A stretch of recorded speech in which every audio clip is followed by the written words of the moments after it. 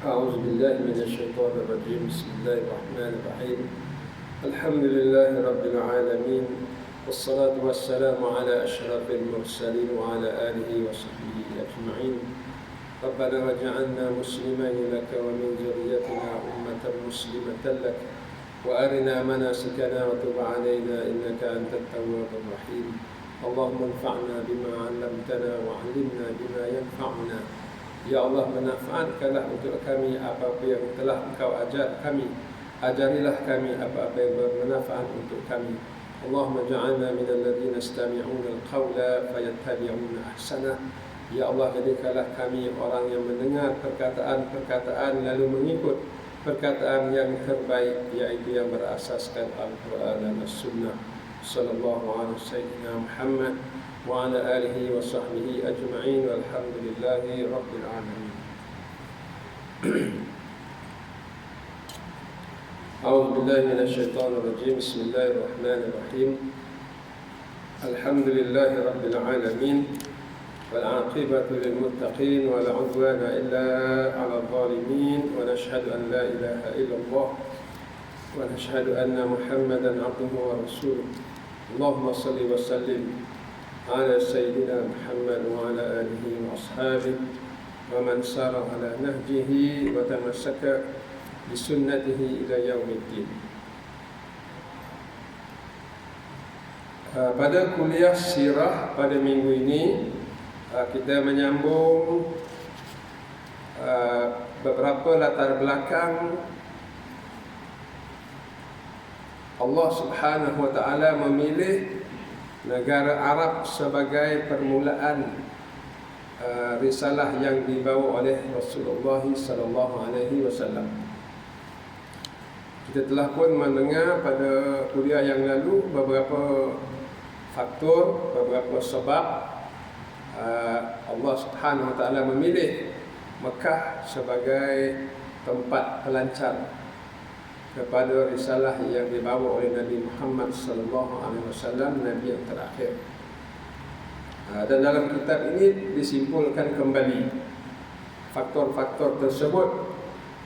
Di antaranya adalah Allah Subhanahu wa taala memilih Mekah sebagai tapak pelancar, tapak permulaan risalah yang dibawa oleh Nabi Muhammad sallallahu alaihi wasallam, kerana Mekah merupakan tempat yang paling kurang ataupun sangat kurang terkesan dan terpengaruh daripada pemikiran-pemikiran dan ideologi dunia ketika itu.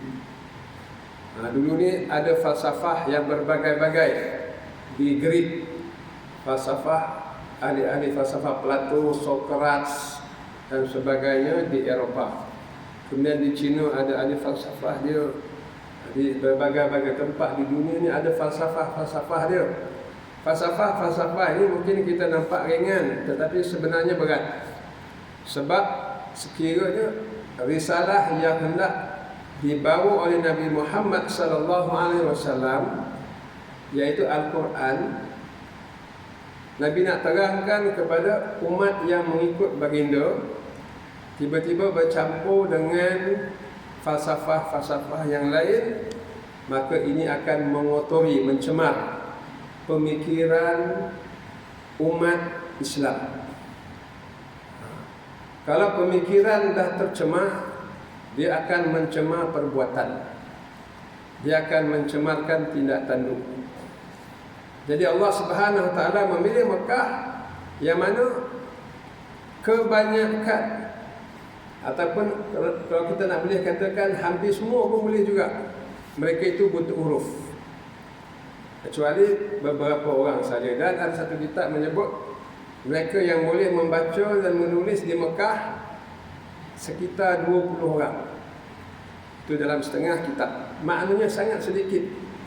Sangat sedikit. Sebab itu dalam perang Badar, apabila umat Islam menang, ditangkap orang yang berperang di kalangan orang Quraisy, maka diberi pilihan sama ada nak dibunuh ataupun nak ditebus. Nabi mencari pilihan. Nabi tanya pada Abu Bakar, kita nak buat apa dengan mereka. Abu Bakar kata ini kaum kita, ya, kita ambil tebusannya. Tanya Sayyidina Umar, Sayyidina Umar kata bunuh mereka semua, musuh kita.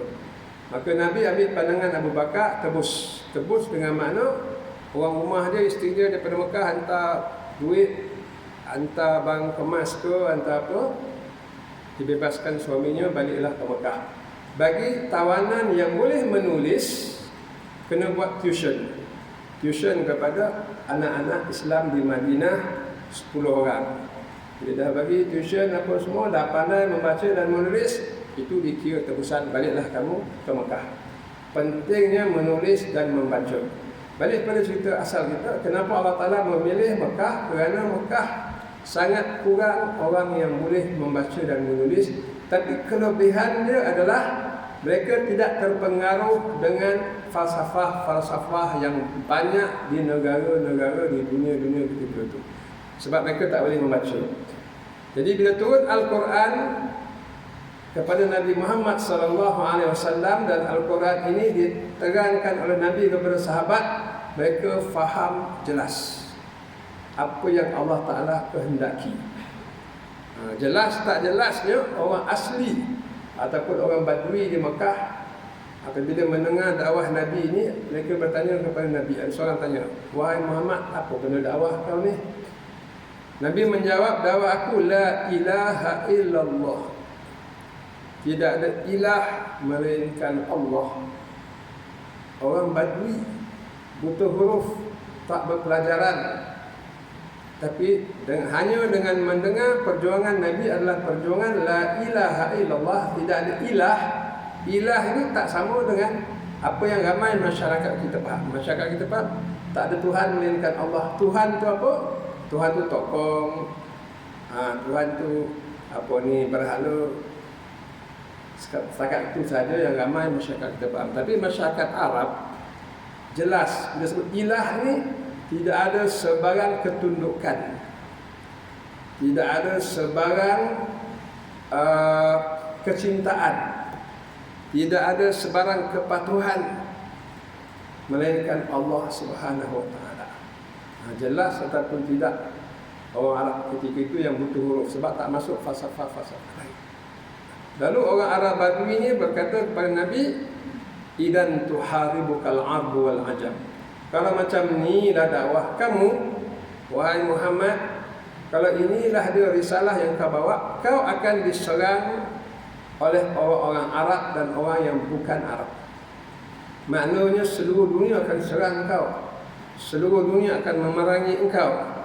Kalaulah dakwah engkau ini tidak ada ilah melainkan Allah. Ini dia falsafah ataupun suasana Arab ketika itu. Jelas mereka tidak terpengaruh dengan falsafah luar. Izinkan saya nak menerang sikit. Mungkin sebagian kita masih tak berapa faham ni. Apa masalah falsafah ni masuk? Nak menerangkan paling mudah. Kita orang Negeri Sembilan, kita makan masak kuning. Apa lauk kau hari ni? Lauk kuning. Jangan kita sebut masak lemak. Masak lemak ni orang tu jarang. Masak kuning. Kemudian kita tak sebut cabai. Kita tak sebut cili. Kita sebut lado. Tapi kenapa sekarang ni dah ramai orang sebut masak lemak cili api? Sedangkan mari masak kuning, gulai kuning, lauk kuning. Cili kita sebut lado. Sebabnya lagu. Poi pokan. Apa tu? Masak lemak cili api. Jadi bila masak lemak cili api, dah satu Malaysia kata kawan Negeri Sembilan tu, oh masak lemak cili api ya. Kita tak kata, kita kata lado api panggil lah ya. Gulai kuning. Tapi kesan daripada lagu ya. Kesan daripada lagu hari ni generasi sekarang semua cakap masak lemak cili api. Itu falsafah. Bayangkan Rasulullah nak membawa Islam, Allah Ta'ala nak turunkan Quran dalam bahasa Quraisy. Tiba-tiba banyak falsafah Greek, falsafah Yunan, falsafah Cina kuno, falsafah Hindu berserabut di Mekah. Macam mana Nabi nak sampaikan dakwah baginda? Macam mana Nabi nak terangkan Al-Quran? Jadi ini salah satu sebab Allah Subhanahu Wa Taala memilih Mekah yang jauh daripada pengaruh falsafah dulu. Ya. Nak cerita tentang bahasa ni macam-macam lah. Kalau kita makin, saya makin keliru juga kalau dia tengah lagu raya, apa ni, rasalah ketupat ini dengan rendang sekali.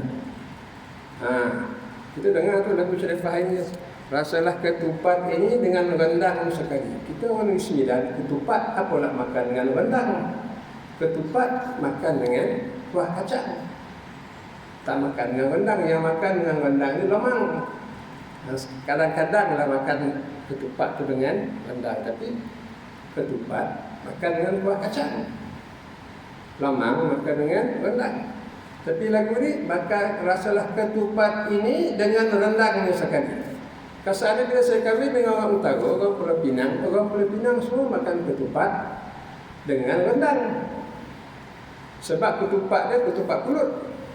Ketupat sini pakai ketupat palas. Orang sana tak nak makan ketupat keporeh. Ketupat ni baik buat nasi impit, dia kata. Tak payah buat dengan boreh, ketupat mesti pulut. Kata orang Penang, kata orang utara. Kesannya lagu ni daripada utara. Kita orang Sembilan, saya daripada kecil apalah apa ketupat dengan rendang. Lama kelamaan baru kita faham. Suasana berbeza, sebenarnya makna berbeza. Samalah dengan Al-Quran. Al-Quran ni turunnya di Mekah, bahasanya Arab. Arab pun ada macam-macam bahasa, bahasanya Arab Quraisy. Maka kalau nak betul-betul faham Al-Quran, mesti kita faham melalui bahasa Arab yang sebenar. Baru dapat kita memahami Al-Quran. Kemudian kalau kita nak memahami Islam, mesti faham Islam daripada Quran sahaja. Kemudian Quran ini dijelaskan dengan hadis-hadis Nabi. Maka hendaklah kita faham Islam melalui Al-Quran dan hadis sahaja. Itu dia. Adapun ulama-ulama yang kita kata ulama Islam, mereka ini lebih mahir dalam memahami Al-Quran dan hadis. Sebab itu kita merujuk kepada mereka. Tapi tak ada orang ulama Islam sampai satu tahap dia ulama handal, katakan, akhirnya dia buat pandangan dia sendiri. Tak ada. Paling hebat ulama dalam Islam adalah paling hebat dia dapat ambil Quran, ambil hadis. Ini dia masalah tuan. Quran kata macam ni, hadis kata macam ni. Itu hebat dia. Tak ada dalam Islam ulama paling hebat sampai ke tahap dia tak pakai Quran dan hadis. Ini berbeza dengan agama yang lain, termasuk agama Kristian dan juga Yahudi. Mereka sampai ke tahap tertentu, mereka keluar pandangan sendiri. Tidak semestinya berpegang kepada Injil. Injil ni pun mereka tak baca. Pengikut Kristian yang ada di Indonesia, orang Cina di gereja lagi lah tak baca Injil. Mereka hanya dengar ceramah daripada pendeta ataupun padri-padri mereka. Ya. Kemudian padri itu sendiri jarang membaca Injil. Sebab tu ramai orang di Amerika bila tengok dalam YouTube mereka masuk Islam sebab apa? Sebab mereka baca Injil. Mereka baca sampai ke tahap apa cerita dalam ni? Maryam ibu kepada Nabi Isa dituduhnya perempuan yang jahat sebab melahirkan anak tanpa suami. Itu cerita dalam Injil. Lalu dia bertanya kepada padri, apa ceritanya Maryam macam ni? Dia pun jarang membaca. Jadi dia kata ikut je. Dia tak puas hati. Lalu dia ambil kitab lain sampai pada Quran, dia baca Quran. Dia menangis. Tak pernah dia baca kitab yang mempertahankan Maryam, melainkan dalam Quran. Al-Quran bertubi-tubi mempertahankan Maryam apabila diserang oleh kaum dia yang menuduh dia perempuan jahat, melahirkan anak tanpa suami. Kemudian orang Kristian ni dia masuk Islam ni, dia baca lagi ada 114 bab surah dalam Quran, salah satu surah tu surah Maryam pula. Sebab tu dia tu masuk Islam. Maknanya orang Kristian ni sebenarnya kalau dia baca kitab dia akan tahu kesesatan agama dia. Balik kita cerita asal kita tadi. Islam ini Allah Subhanahu Wa Taala turunkan di Mekah kerana kelebihan Mekah ni penduduknya ramai yang buta huruf. Termasuklah Rasulullah sallallahu alaihi wasallam. Rupanya buta huruf ada kelebihan dia. Iaitu kelebihannya adalah tidak terpengaruh dengan falsafah yang berbagai-bagai ketika itu. Hari ini tuan-tuan, masalah kita banyak ambil falsafah. Terutamanya falsafah barat. Apa beza falsafah barat dengan Islam? Kita ambil sikit. Barat ini kita jangan lupa, dia ada sejarahnya yang tersendiri dengan Kristian, agama mereka. Sebab agama Kristian, apabila dia menyeleweng daripada Islam yang dibawa oleh Nabi Isa alaihissalam, tak lama, lebih kurang tak sampai atau lebihkan 300 tahun sahaja. Lepas Nabi Isa tak ada, diangkat oleh Allah Subhanahu Wa Taala, lebih kurang 300 tahun dah berlaku kesesatan. Sehinggalah ada persidangan yang berlangsung yang mengatakan bahawa Tuhan 3. Nabi Isa Tuhan, abah kepada Nabi Isa Tuhan, Jibril Tuhan. Tuhan ni 3 dalam 1 dalam 3, ataupun dipanggil Trinity hari ini. Itu hanya bermula 300 tahun selepas Nabi Isa alaihissalam. Jadi dia sesat. Bila dia sesat, dia sebenarnya agama manusia, bukan agama Allah Subhanahu Wa Taala. Jadi bila dah sesat, maka tidak ada lagi hidayah. Bila tidak ada hidayah, mereka bukan memerintah pengikut mereka. Mereka menjajah penganut-penganut mereka. Mereka menjajah penganut mereka di Eropah. Itu yang memperkenalkan sistem boleh ampun dosa pada penipu. Ketua agama Katolik boleh ampunkan dosa pengikut. Sebab tu kalau kita pergi ke Rom hari ini, ke Vatikan, ramai yang beratur nak jumpa Pope supaya dosa mereka diampunkan. Itu lahirnya Protestan di England yang tidak percaya bahawa Pope boleh mengampunkan dosa. Tuhan dia boleh mengampunkan dosa. Dia dah berpecah-pecah macam tu. Ini keadaan agama Kristian. Tapi bila makin lama makin terdedah kesesatan, lalu masyarakat mula bertanya. Laki dia tekan lagi. Siapa nak diampunkan dosa, tulis cek. Ataupun bagi duit pada gereja, tanah ke apa ke, nanti dia dapat tanah di syurga. Bukan bagi wakaf macam kita, wakaf untuk umat. Tak, ni bagi pada gereja. Gereja ni siapa dia? Padri itulah. Padri makin kaya. Siapa yang menentang ni seksul. Banyaklah di gereja-gereja tu apa? Alat-alat penyiksaan yang dijumpai selepas revolusi mengalahkan gereja. Ditemui alat-alat seksul menyiksa orang. Sebab akhirnya berlaku masyarakat lawan gereja. Zaman tu tak ada kerajaan, kerajaan adalah gereja. Akhirnya kalah gereja. Bila kalah gereja, sekarang ni kata orang Kristian di Eropah, kita perintah sendiri, gereja punya hal, kita punya hal. Kita tu siapa? Negara. Negara perintah negara, gereja hal gereja. Gereja hal peribadi, kita perintah negara tidak ada kaitan dengan agama. Negara tak ada kaitan dengan agama, itu dipanggil sekular. Sekular ni agama, gereja. Masjid, parlimen. Itu macam itulah mak kita itu aman. Ada pemisahan. Tapi dalam Islam tak macam itu. Dalam Islam, apa yang ada dalam Quran masuk ke semua. Masuk ke masjid, masuk ke rumah, masuk ke parlimen, gedung dan sebagainya. Jadi bila Barat menolak agama, apa panduan mereka? Panduan mereka bukan lagi Tuhan, bukan lagi agama. Panduan mereka adalah manusia. Panduan mereka adalah manusia. Jadi manusia yang menyusun manusia. Manusia yang menyusun manusia. Bila manusia menyusun manusia, itu yang jadi macam-macam. Mana manusia yang nampak arak itu bagus, jadilah bagus. Itu yang berlaku di Barat. Kalau dulu hubungan seks bukan suami isteri tak boleh. Tak boleh. Tapi sekarang ni manusia yang mengatur manusia.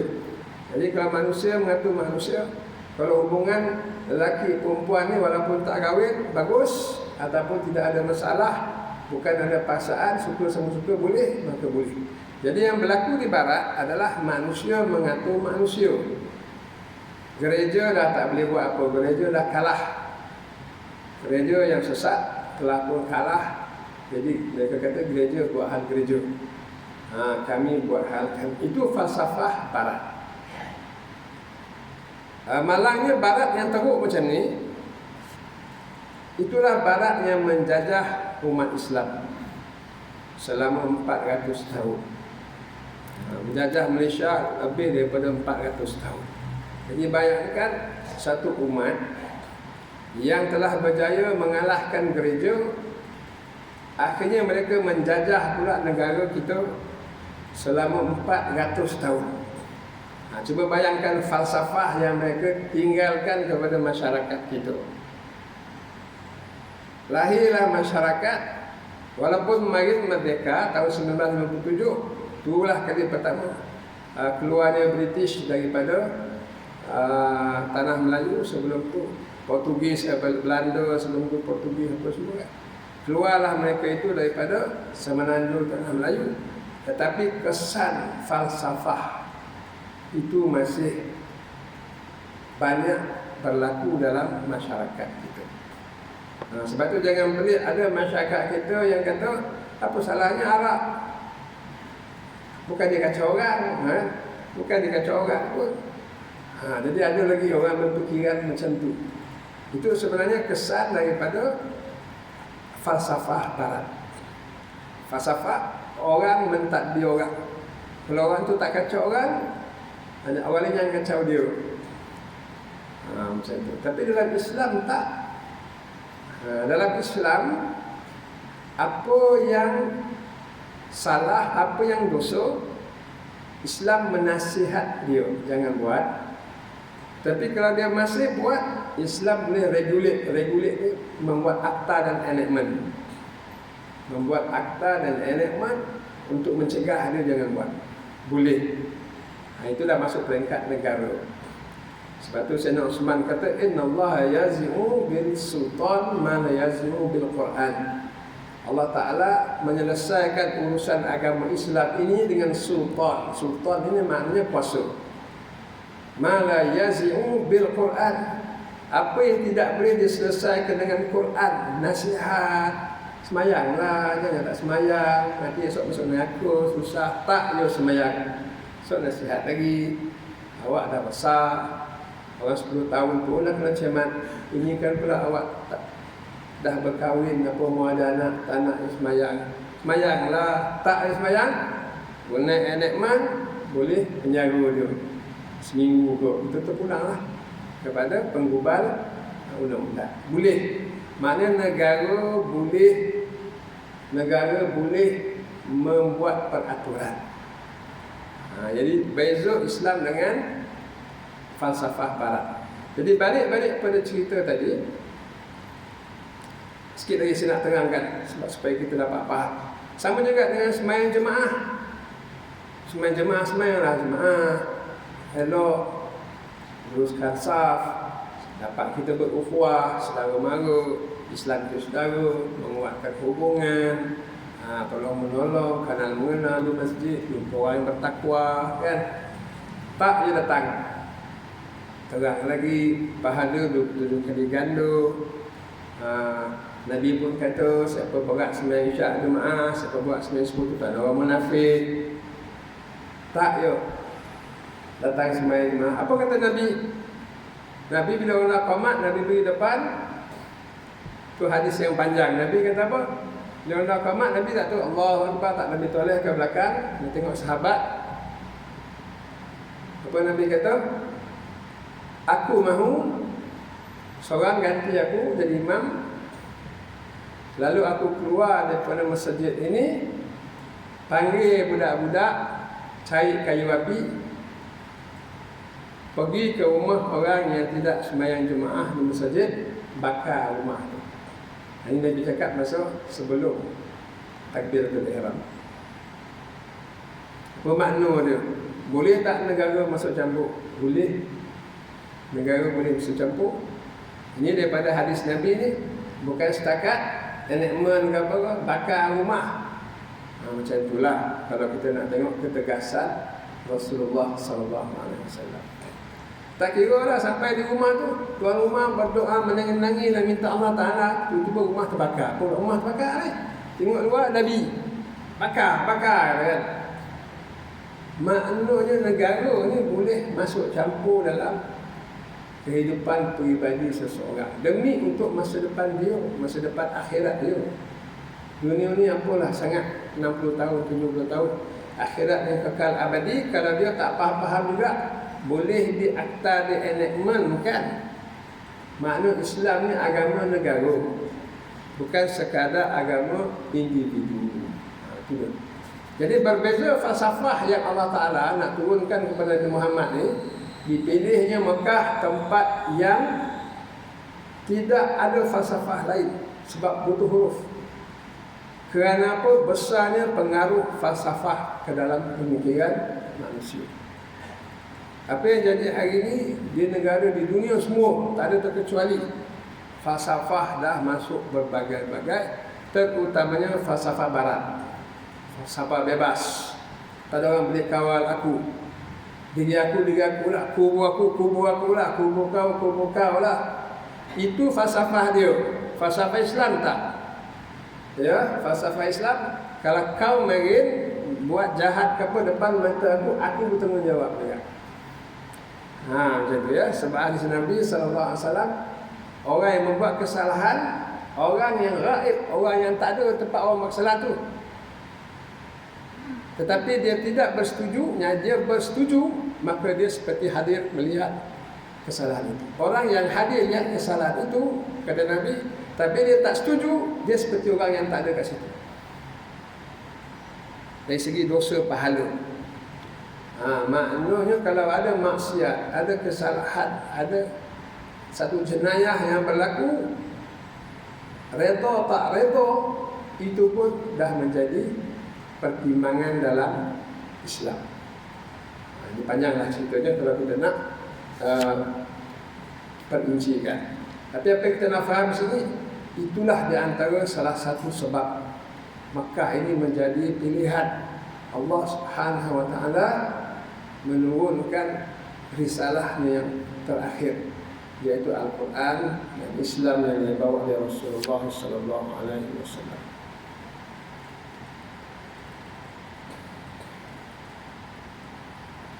Kemudian sebab lagi adalah kerana Mekah terletak di tengah-tengah dunia. Kalau tengok betul apa hari ini, memang Mekah terletak di tengah-tengah dunia. Apa kesan dia? Apakah kelebihan yang Mekah ini berada di tengah-tengah dunia? Kelebihannya adalah dia senang tersebar. Senang dia tersebar ke seluruh dunia. Dan inilah yang telah berlaku. Setelah Nabi SAW wafat, sahabat-sahabat membawa Islam masuk ke Mesir. Tidak berhenti setakat di Mesir, terus mara ke barat, mara ke Libya, Tunis, Algeria, Morocco. Dah habis sampai ke laut, turun pula ke selatan, Sudan, Mauritania. Jadi cepat, sebab Mekah ini terletak di tengah-tengah. Di utara pula masuk ke Syam, masuk ke Turki, masuk ke Eropah. Ke timur pula masuk ke Iraq, Iran, Kazakhstan, Kyrgyzstan, sampai ke China, Uyghur, Xinjiang, ke Asia Tenggara, sampailah ke Malaysia, sampai ke Kemboja, Campau, Vietnam, sampai ke Filipina. Itu adalah kelebihan Allah Subhanahu wa taala memilih Makkah sebagai tempat perutusan Nabi yang terakhir. Kemudian hikmah Makkah ini dipilih lagi oleh Allah Subhanahu wa taala adalah disitulah terletaknya Kaabah, dan disitulah Nabi Ibrahim alaihissalam pernah membawa Islam ribuan tahun sebelum Nabi SAW. Maknanya menunjukkan kesinambungan risalah Islam. Maknanya apa yang dibawa oleh Nabi ini bukan ajaran baru, tetapi ia adalah ajaran seluruh para Nabi dan para Rasul alaihi wassalam. Kemudian tidak dinafikan juga sebab dipilih Makkah ini menjadi risalah yang terakhir. Tempat pelancaran risalah yang terakhir adalah kerana bahasa Arab. Ini pun telah dijelaskan pada kuliah-kuliah yang lepas. Bahasa yang paling sesuai, bahasa yang paling indah menjadi